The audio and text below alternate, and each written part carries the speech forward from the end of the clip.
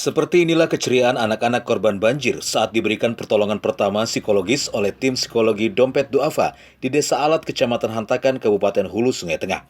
Kegiatan khusus untuk anak-anak ini sebagai pencegahan terjadinya gangguan psikologis jangka panjang pada anak akibat bencana alam. Sebanyak 100 anak masing-masing diberikan paket mainan edukatif dan bingkisan. Setelah itu diberikan hiburan.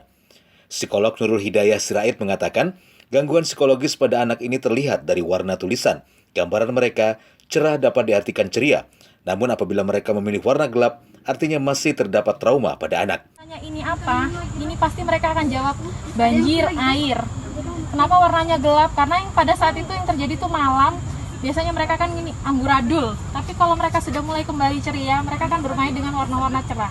Saya berharap perbedaan antara daerah Desa Waki dan Desa Alat dengan adanya perbedaan ini, next ke depan PFA bisa lebih condong ke daerah Waki untuk anak-anaknya. Karena anak-anak sana sangat membutuhkan psikologis. Mental mereka selalu terganggu, trauma mereka masih ada terhadap bencana ini.